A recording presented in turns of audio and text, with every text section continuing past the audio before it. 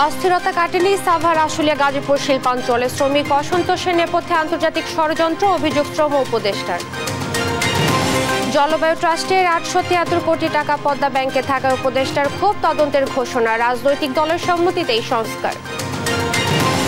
কঠিন হলেও নতুন বাংলাদেশের উন্নয়নে আশাবাদী প্রধান উপদেষ্টা, সবাইকে একযোগে কাজ করার আহ্বান, সামাজিক ব্যবসায় তাগিদ।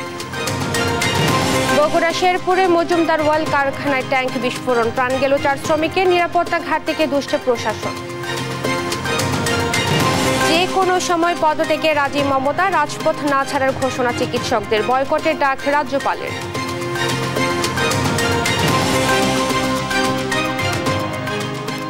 দেখছিলেন সংবাদ শিরোনাম, সঙ্গে আছি আমি ইশরাত জাহান মনি। এবারে বিস্তারিত।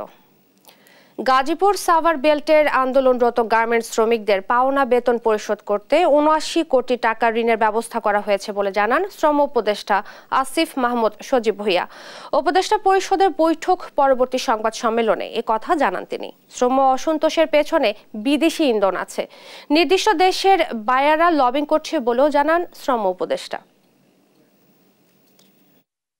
এই অর্ডারগুলো কিন্তু অনেক জায়গায় ক্যান্সেল হয়ে যাচ্ছে, প্রায় 15 থেকে 20% অর্ডার ক্যান্সেল হচ্ছে, এবং আমরা দেখতে পাচ্ছি যে কিছু নির্দিষ্ট দেশের বায়াররাই সেই অর্ডারগুলো নেওয়ার জন্য লবিং করছেন, উঠে পড়ে লেগেছেন।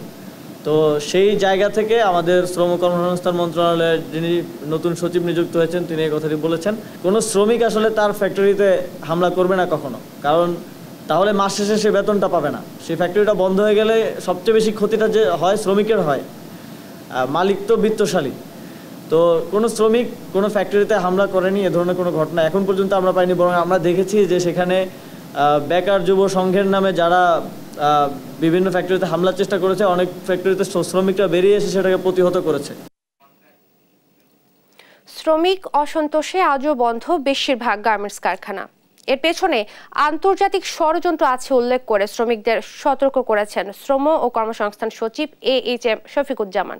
বহিরাগতরা উস্কানি দিচ্ছে উল্লেখ করে শ্রমিকদের যৌক্তিক দাবি পূরণে কিছুটা সময় প্রয়োজন বলেও জানান তিনি। বৃহস্পতিবার গাজীপুরে পোশাক কারখানা পরিদর্শনে গিয়ে এসব কথা বলেন শ্রম সচিব। সহকর্মীদের তথ্য ছবিতে আরো জানাচ্ছেন আপন অপু। সাভার ও গাজীপুরে তৈরি পোশাক শিল্পে অসন্তোষ কাটেনি। শ্রমিকরা কাজে ফেরায় বেশ কিছু কারখানা খুললেও এখনও বন্ধ শতাধিক প্রতিষ্ঠান। নানা দাবিতে আন্দোলন চালিয়ে যাচ্ছে অনেকে। এমন পরিস্থিতিতে গাজীপুরের বিভিন্ন কারখানা ঘুরে দেখেন নতুন শ্রম সচিব AHM শফিকুজ্জামান। কথা বলেন শ্রমিকদের সঙ্গে। এ সময় চলমান শ্রমিক অসন্তোষে দেশি বিদেশি ষড়যন্ত্রের বিষয়ে সতর্ক করেন তিনি। এখানে অনেক লোকজন ইন্ধন দিচ্ছে এবং সেখানে অনেক লোক ঢুকে গেছে, এবং এখানে আপনার মনে করেন না এটি শুধু বাংলাদেশ থেকে চলছে, এটি আমাদের দেশের বাইরে থেকেও এখানে অনেক কিছু আছে, এবং তারা সবসময় প্রচার করে, তারা সবসময় দেখায় যে বাংলাদেশে শ্রমিক আনরেস্ট হচ্ছে, এবং এই শ্রমিক আনরেস্টের ফলে এখানে কর্ম পরিবেশ নাই। শ্রমিক আন্দোলনে বহিরাগতরা উস্কানি দিচ্ছে এমন অভিযোগ করে শ্রম সচিব বলেন, ঝুট ব্যবসার নিয়ন্ত্রণের দ্বন্দ্বে ব্যবহার করা হচ্ছে শ্রমিকদের। আমি এখানে স্পষ্টভাবে বলতে চাই, তার মধ্যে একটা গ্রুপ আছে যারা এই ঝুট ব্যবসা নিয়ন্ত্রণ করে, এবং সেই ঝুট ব্যবসা যেহেতু একটা সময় এটি নিয়ন্ত্রণ করতো একটা গ্রুপ, এখন আবার নতুন গ্রুপ আসছে, এবং সেখানে কিন্তু একটা ঝামেলা হচ্ছে। এই ঝামেলা কিন্তু এই শ্রমিকদের দিয়ে করানো হচ্ছে। তবে শ্রমিকদের 25 দফা দাবির মধ্যে অনেকগুলোই যৌক্তিক বলে জানান তিনি। ন্যূনতম মজুরি নির্ধারণে সময় লাগবে বলেও জানান সচিব। অনেকগুলো দাবি দেওয়া আছে, সেটা পুরোপুরি যৌক্তিক দাবি। সেখানে অনেকগুলো দাবি দেওয়া আছে যেটি এখানে মালিক পক্ষ আছে, তারা যদি আরেকটু সচেতন হয় সেই দাবি দেওয়া মেনে নেওয়া যায়। আপন অপু, নিউজ ডেস্ক, দেশ টিভি।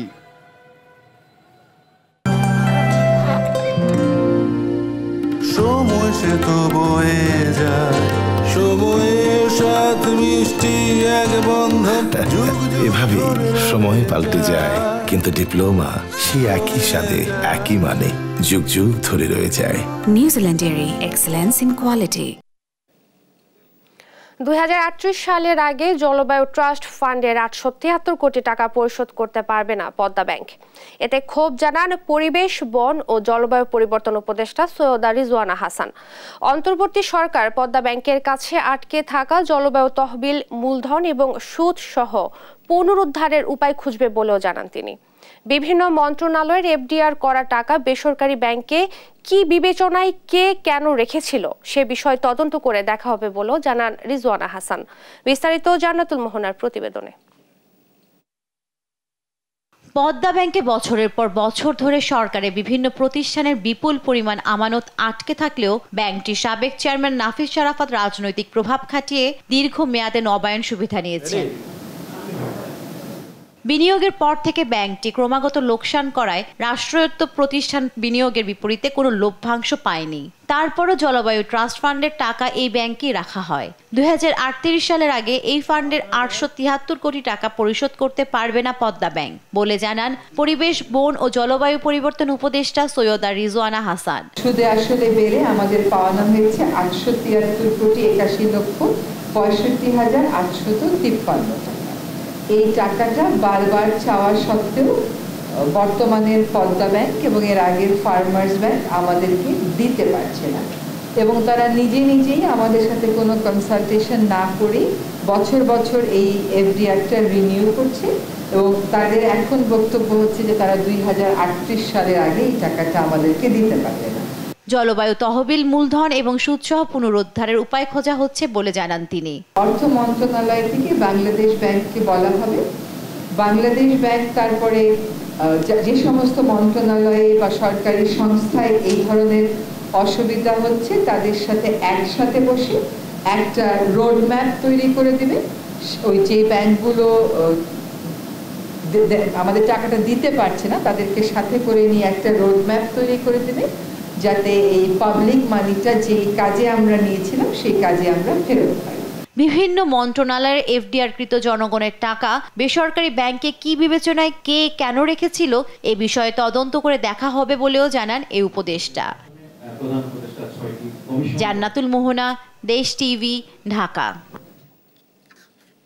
কঠিন হলেও পুরনো বাংলাদেশ থেকে নতুন বাংলাদেশে উত্তরণে আশাবাদী প্রফেসর ডক্টর মোহাম্মদ ইউনূস। বৃহস্পতিবার বিকেলে ইন্টারন্যাশনাল চেম্বার্স অব কমার্স বাংলাদেশের উদ্যোগে ন্যাশনাল বিজনেস ডায়ালগ শীর্ষক সংলাপে কথা বলেন অন্তর্বর্তী সরকারের প্রধান উপদেষ্টা। এ সময় সবাইকে একযোগে কাজ করার আহ্বান জানান তিনি। বিস্তারিত শামীম আক্তারের প্রতিবেদনে। রাজধানীতে international chamber of commerce Bangladesh, ICCB এবং 15টি জাতীয় বাণিজ্য সংগঠনের যৌথ উদ্যোগে ন্যাশনাল বিজনেস ডায়ালগের আয়োজন করা হয়। এই সংলাপে প্রধান অতিথি হিসেবে যোগ দেন অন্তর্বর্তী সরকারের প্রধান উপদেষ্টা ডক্টর মোহাম্মদ ইউনূস। অনুষ্ঠানের শুরুতে জুলাই আগস্টের আন্দোলনে শহীদদের স্মরণে 1 মিনিট নীরবতা পালন করা হয়।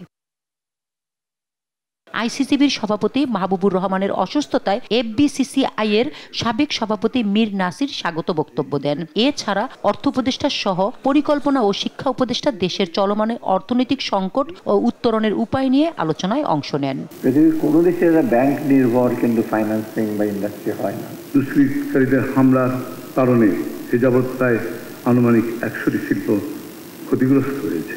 এলডিসি থেকে উত্তরণের পর বিশ্ববাজারে এখন থেকে অনেক বেশি প্রতিযোগিতার সম্মুখীন হব। প্রধান অতিথির বক্তব্যে ডক্টর মোহাম্মদ ইউনূস বলেন, ছাত্র জনতার অভ্যুত্থান প্রথাগত কোনো আন্দোলন ছিল না। তরুণরা নতুন বাংলাদেশের জন্য লড়াই করেছে জাতিকে পচনের হাত থেকে রক্ষা করতে। প্রথাগত আন্দোলনের জন্য আসে নাই।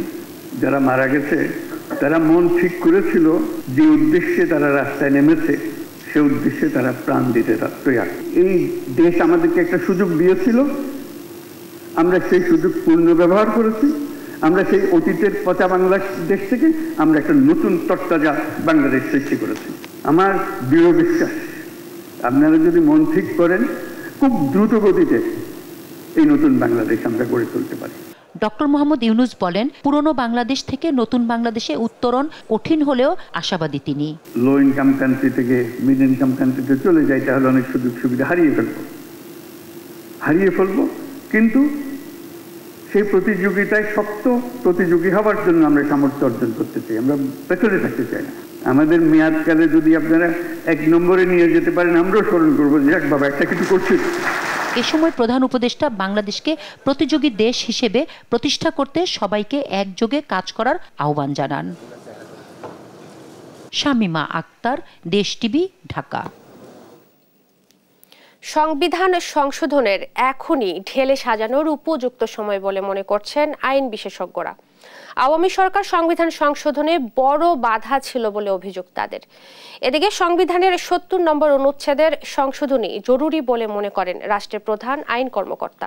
সাবরিনা মজুমদারের রিপোর্টে থাকছে বিস্তারিত। দেশের চলমান সংকট থেকে উত্তরণে বুধবার রাতে প্রয়োজনীয় সংস্কারের জন্য ৬ জনের নেতৃত্বে ৬টি বিশেষ কমিশন গঠন করেন অন্তর্বর্তী সরকারের প্রধান উপদেষ্টা ডক্টর মোহাম্মদ ইউনূস। বৃহস্পতিবার প্রেস ক্লাবে যুক্তরাজ্য রেজিস্টার্ড মানবাধিকার সংগঠন সোসাইটি ফর ডেমোক্রেটিক রাইটসের উদ্যোগে আলোচনা সভা হয়। এতে অংশ নেন যুক্তরাজ্য বসবাসরত প্রবাসী আইনজীবীরা, যেখানে উঠে আসে দেশের চলমান পরিস্থিতি এবং সংবিধানের নানা দিক। আলোচনায় বিশেষজ্ঞদের নিয়ে সংবিধান প্রণয়ন কমিটি গঠন করার দিকে জোর দেওয়ার তাগিদ দেন ব্যারিস্টার নাজির আহমদ। নতুন সংবিধান সুষ্ঠু ও অংশগ্রহণমূলক গণভোটের মাধ্যমে গৃহীত হবে বলে প্রত্যাশা তার। অন্তর্বর্তীকালীন সরকারের মেয়াদ, স্থায়িত্ব ও চলমান কাজের বৈধতা একসাথে গণভোটের আয়োজনও করা যেতে পারে। ৫০ বা ৬০ জন বিশেষজ্ঞ, সংখ্যা কম বেশি হতে পারে, নিয়ে সংবিধান প্রণয়ন কমিটি বা কমিশন গঠন করা, যাদের একমাত্র দায়িত্ব হবে নতুন সংবিধান ড্রাফট করা। সংবিধান সংশোধনের জন্য নানা সময়ে উদ্যোগ নেওয়া হলেও শেখ হাসিনা সরকারের বাধায় তা হয়ে ওঠেনি বলে অভিযোগ অধ্যাপক মাইনুল ইসলাম খানের।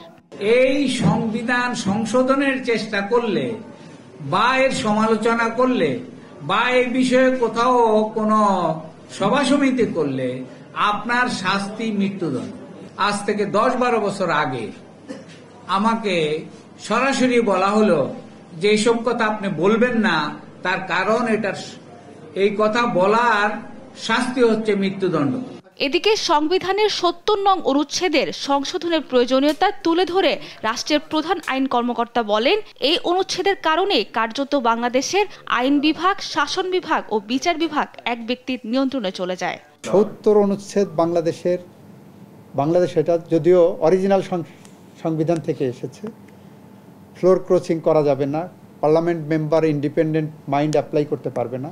কার্যত বাংলাদেশের আইন বিভাগ, শাসন বিভাগ, বিচার বিভাগ একক ব্যক্তির নিয়ন্ত্রণে চলে গিয়েছিল।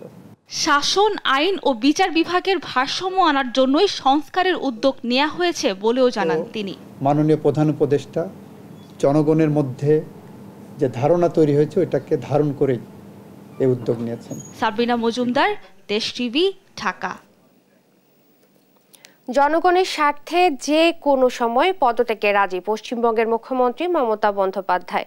আরজিকর কাণ্ডে চিকিৎসকদের সঙ্গে বৈঠকের জন্য নবান্নে ২ ঘন্টা অপেক্ষার পর হতাশ হয়ে তিনি একথা জানান। আন্দোলনরত জুনিয়র চিকিৎসকরা বলেছেন, সরাসরি সম্প্রচার না করায় বৈঠকে অংশ নেয়নি তারা।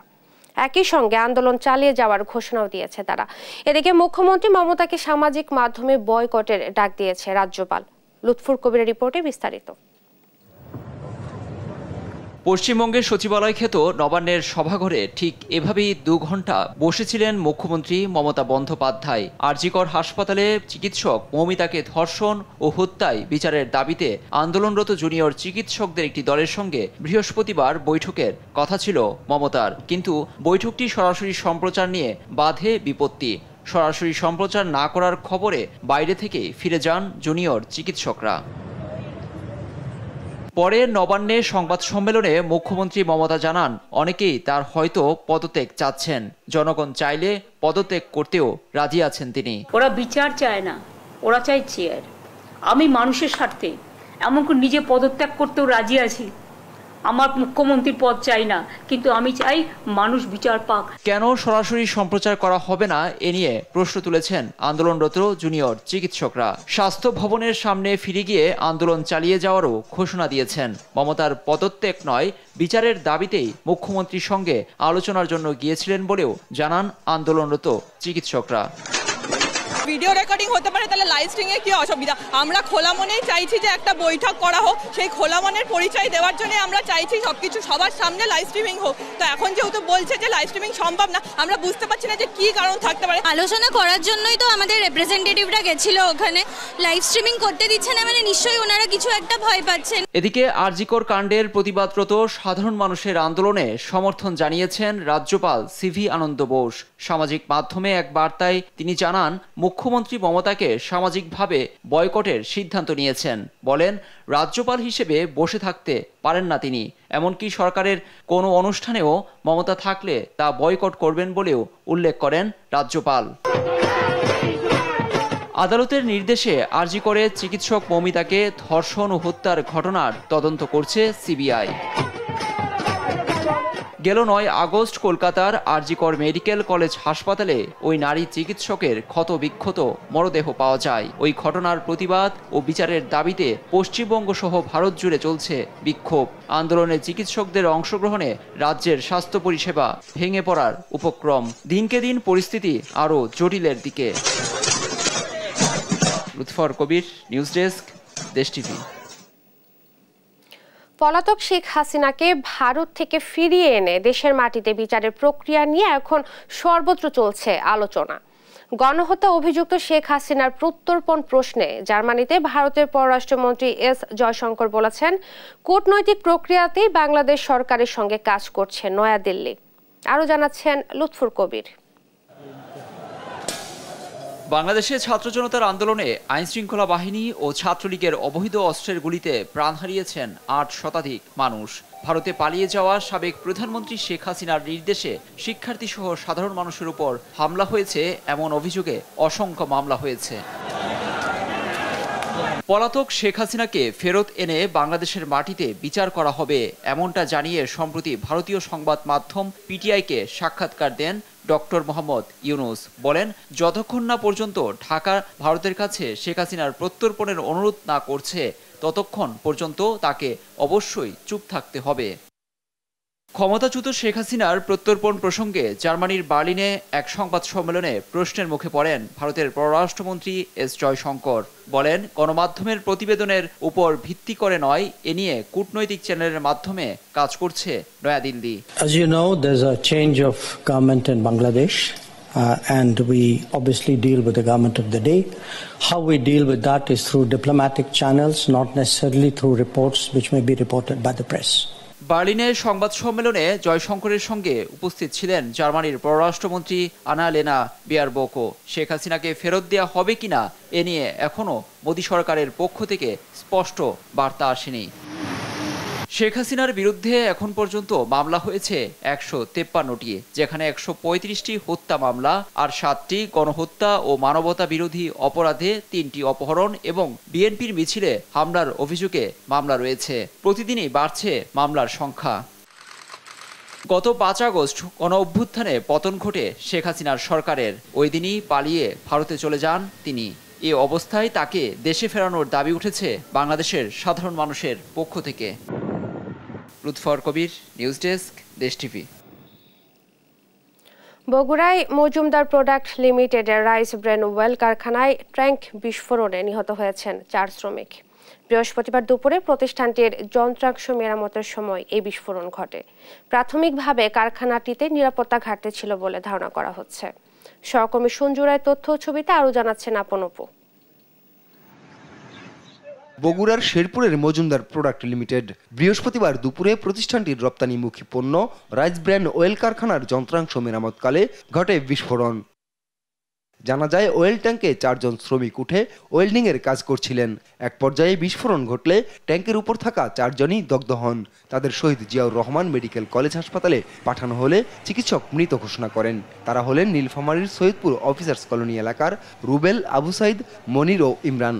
তেলের ট্যাঙ্কিতে তেল ছিল, ঠিক আছে, তো উপর থেকে আমরা ওয়েল্ডিং করতেছি, তো একটা আগের বিস্ফোরণ নিচে পড়ে ট্যাঙ্কিটা ভাস্ট হয়ে গেছে, ঠিক আছে।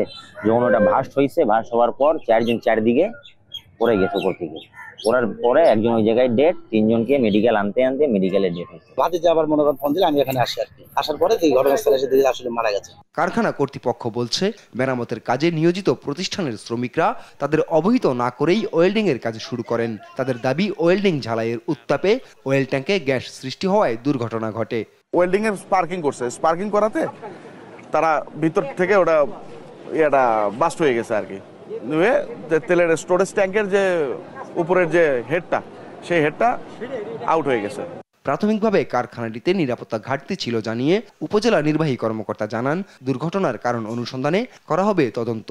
এখানে সবচেয়ে বড় যে ত্রুটিটি আমার কাছে মনে হয়েছে যে প্রায় 3-4 ঘন্টা হয়ে গেছে বিস্ফোরণের পরে, কিন্তু এখানে এদের নিজস্ব কোনো টেকনিশিয়ান বা নিজস্ব কোনো ইঞ্জিনিয়ার কিন্তু নাই। তো আমরা তদন্ত কমিটি যেমন করেছি, আমরা সাথে এটার সেফটি মেজার যে রয়েছে সেটার স্পেশাল টিম যদি নিয়ে আসতে হয় সেই স্পেশাল টিমটাও আমরা কাজ করব। আর নিহতদের মরদেহ রাখা হয়েছে শহীদ জিয়াউর রহমান মেডিকেল কলেজ হাসপাতালের মর্গে।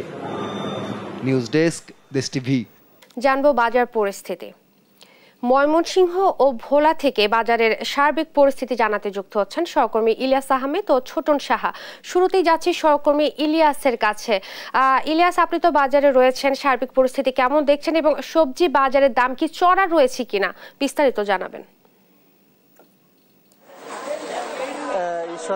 ময়মনসিংহের সবজির বাজারে গত সপ্তাহের তুলনায় এই সপ্তাহে কিন্তু কিছুটা স্বস্তি মেলেছে। অর্থাৎ আমরা দেখেছি যে সবজির বাজারে স্বস্তি মেললেও মাছ মাংসের বাজার কিন্তু অনেকটাই চড়া রয়েছে। অর্থাৎ আজকের বাজার দর আপনার মাধ্যমে একটু দর্শকদের জানাতে চাই। আমি এখন রয়েছি ময়মনসিংহের সবচেয়ে বড় কাঁচা বাজার মেছোয়া বাজারে রয়েছি। এই বাজারে আজকে পটল বিক্রি হচ্ছে 30 থেকে 40 টাকা কেজি দরে এবং বেগুন বিক্রি হচ্ছে 60 থেকে 80 টাকা কেজি দরে এবং কাঁচামরিচ বিক্রি হচ্ছে 160 টাকা কেজি দরে এবং শসা বিক্রি হচ্ছে 40 থেকে 50 টাকা কেজি দরে এবং পেঁপে বিক্রি হচ্ছে 30 থেকে 40 টাকা কেজি দরে এবং লাউ প্রতি পিস বিক্রি হচ্ছে 70 থেকে 80 টাকা করে। অর্থাৎ ভোক্তারা বলছেন যে সবজির বাজারে কিছুটা স্বস্তি থাকলেও মাছ মাংসের বাজার কিন্তু অনেকটাই চড়া রয়েছে। অর্থাৎ আজকের বাজারে ব্রয়লার মুরগি বিক্রি হচ্ছে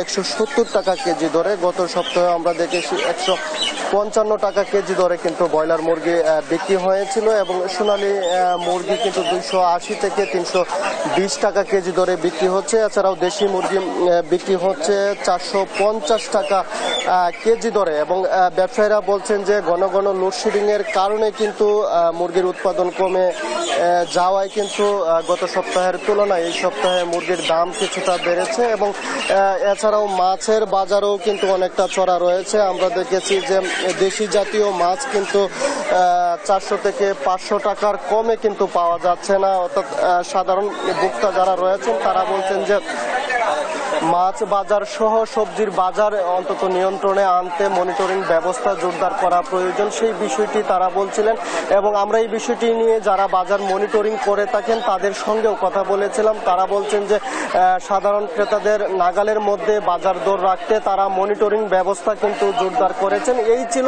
আমার কাছে ময়মনসিংহ থেকে বাজার পরিস্থিতি নিয়ে সর্বশেষ তথ্য। আমরা এই বিষয়ে জানতে এখন চলে যাব ভোলায়, সেখান থেকে যুক্ত হবেন আমাদের সহকর্মী ছোটন সাহা।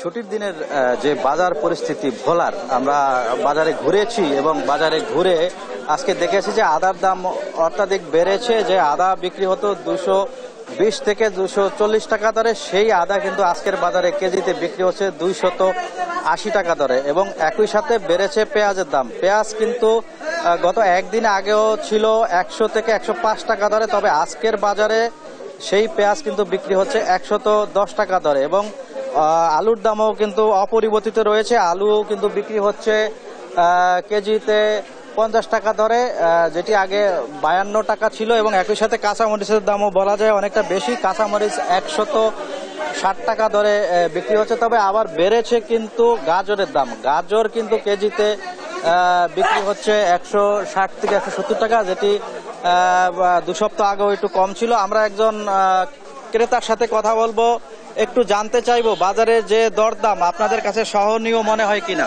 না, বাজারের দরদাম সহনীয় নয়, অনেক দাম বেড়েছে। গত কয়েকদিনকার তুলনায় আজকে একটু বেশি মনে হচ্ছে।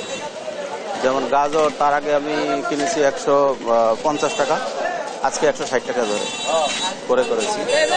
আপনার এছাড়াও আদা কথা বললেন, আপনারা কি দাবি করছেন? আমরা দাবি করছি যে এই জিনিসগুলো যেন সাধারণ মানুষের পুরো ক্ষমতার ভিতরে থাকে। 3 ওয়াইয়ের মানুষ, তাদের জন্য বাজার করা খুবই কঠিন। বর্তমান বাজারে তাদের চলাটা অত্যন্ত। ধন্যবাদ। যেমনটি শুনছিলেন যে আসলে ক্রেতাদের দাবি বাজার মনিটরিং, একই সাথে আমরা কনজিউমার অ্যাসোসিয়েশন অফ ক্যাবের সাথে কথা বলছিলাম। সেখানকার নেতৃবৃন্দ বলছিলেন তারা যে বাজার দর নিয়ন্ত্রণে তারা ভোক্তা অধিকারকে নিয়ে কিন্তু তারা মনিটরিং করছে এবং তারাও দাবি তুলেছে যাতে বাজার দর নিয়ন্ত্রণে চলে আসে এবং সাধারণ যারা ক্রেতা রয়েছেন তাদের দাবি যে বাজার মনিটরিং যদি হয় সেক্ষেত্রে এই দাম নিয়ন্ত্রণে চলে আসবে। তবে এখন যে অবস্থা, সবজির দাম কিছুটা স্থিতিশীল রয়েছে কিন্তু অন্যান্য পণ্যের দাম অনেকটাই বেশি। তো এ ছিল আমার কাছে ছুটির দিনে বাজার দরের পরিস্থিতি। ফিরে যাচ্ছি স্টুডিওতে ইশরাতের কাছে। ইশরাত, আপনাদের দুইজনকে অসংখ্য ধন্যবাদ। ময়মনসিংহ ও ভোলা থেকে বাজার পরিস্থিতি জানাচ্ছিলেন সহকর্মী ইলিয়াস আহমেদ এবং ছোটন সাহা। ছাত্র জনতার আন্দোলনকে নস্যাৎ করতে ভারতে বসে আওয়ামী লীগ যে অপপ্রচার চালাচ্ছে তাতে কান না দিতে জনগণের প্রতি আহ্বান জানিয়েছেন বিএনপি মহাসচিব মির্জা ফখরুল ইসলাম আলমগীর। দ্রুততম সময়ে সংস্কার করে জনগণের সংসদ দিয়ে দেশ চালানোর উদ্যোগ নিতেও অন্তর্বর্তী সরকারের প্রতি আহ্বান জানান তিনি।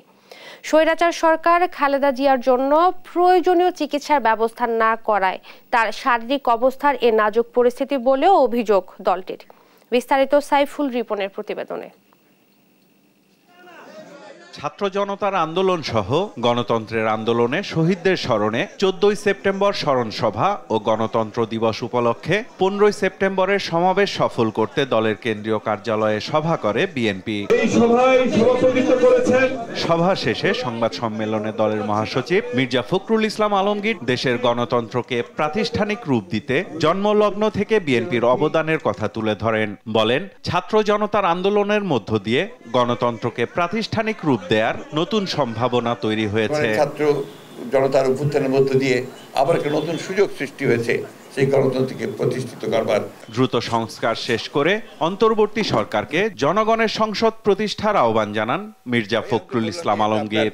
আমরা মনে করি যে তারা কাজ করছেন, এই কাজ করার সময় সুযোগ সবই তাদেরকে দেওয়ার জন্য আমরা প্রতিশ্রুতিবদ্ধ এবং আমরা আশা করি যে তারা যথাশীঘ্র সম্ভব স্বল্প সময়ের মধ্যে আপনার তাদের এই কাজগুলো শেষ করে তারা নির্বাচনের দিকে যাবেন। ছাত্র জনতার বিজয়কে নস্যাৎ করতে এখনো ষড়যন্ত্র চলছে অভিযোগ করে বিএনপি মহাসচিব শিল্প কারখানার অস্থিরতা তৈরির চেষ্টা রুখতে নেতাকর্মীদের সজাগ থাকার আহ্বান জানান। পতিত ফ্যাসিবাদ হাসিনা বিদেশে ভারতবর্ষে আশ্রয় নিয়েছেন এবং সেখান থেকে যে অপপ্রচার চালানো হচ্ছে আপনার এই বাংলাদেশ সম্পর্কে, মানুষের সম্পর্কে, এই অপপ্রচারগুলো কখনোই গ্রহণযোগ্য হতে পারে না। বাংলাদেশের মানুষ এটাকে অবশ্যই তারা প্রতিবাদ করছে এবং এই ধরনের কোনো অপপ্রচারে তারা কান দেবে না, এটা আমরা বিশ্বাস করি। আমরা সবাইকে অনুরোধ করব যে এই শিল্প কারখানাগুলোকে চালু রাখার ক্ষেত্রে আমরা বিশেষ করে বিএনপির নেতাকর্মীরা যেখানে আছি আমরা যেন সর্বাত্মক সহযোগিতা করতে থাকি। প্রশ্নের জবাবে বিএনপির স্থায়ী কমিটির সদস্য ডাক্তার AZM জাহিদ হোসেন বলেন, উন্নত চিকিৎসার জন্য খালেদা জিয়াকে বিদেশে নিতে তার শারীরিক অবস্থা পর্যবেক্ষণ করছে মেডিকেল বোর্ড। হাসপাতালে ভর্তি করিয়েছিল, পিজি হসপিটালে বা বিএসএমএতে, বাট সেখানে কোনো ধরনের চিকিৎসা যা হওয়া উচিত ছিল সেগুলো কোনো কিছুই সঠিকভাবে হয় নাই, যার জন্যই আজকে ওনার শারীরিক অবস্থা এই পর্যায়ে পৌঁছেছে। ওনার এমন কিছু রোগের সৃষ্টি হয়েছে যেগুলি সত্যিকার অর্থে বাইরের আধুনিক সেন্টারে নিয়ে দেখানো ছাড়া এবং তাদের ওপিনিয়ন নেওয়া ছাড়া আর কোনো জ্ঞাতন্তর নাই। আওয়ামী লীগ শাসন আমলের প্রশাসনের দলীয়করণ থেকে বের হয়ে আসতে আরো ধৈর্য ধরতে হবে বলেও সংবাদ সম্মেলনে জানান বিএনপি মহাসচিব। নতুন করে তো এখন এই মুহূর্তে রিক্রুট করে অফিসার নিয়োগ করা সম্ভব না, বাট যা আছে তাদেরকে দিয়ে কাজ করতে হবে, সেটুকু ধৈর্য আমাদের ধরতে হবে। সাইফুল রিপন, দেশ টিভি, ঢাকা।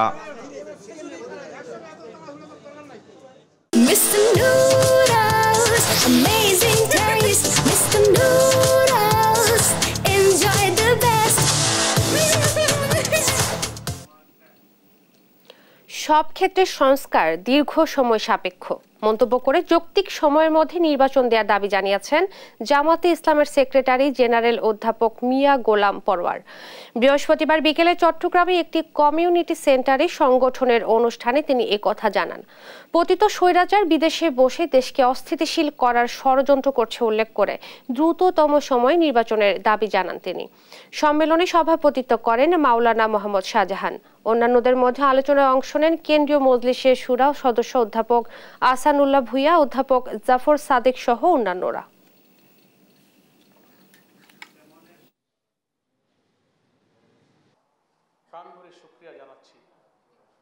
সরকারের প্রতি আমাদের আহ্বান থাকবে একটা যৌক্তিক সময়, না অতি খুব দীর্ঘ না খুব স্বল্প। সমস্ত সংস্কার কাজ সাধন করতে গেলে এখানে লম্বা সময় প্রয়োজন হবে। মিনিমাম একটা সুষ্ঠু নির্বাচন করতে আমাদের যতটুকু সংস্কার প্রয়োজন সেই সংস্কারটুকু শেষ করে একটি জাতীয় নির্বাচনের মাধ্যমে জনগণের নির্বাচিত জনপ্রতিনিধির কাছে ক্ষমতা হস্তান্তর করার মধ্য দিয়ে এই দেশের শহীদদের স্বপ্নকে পূরণ করা হোক।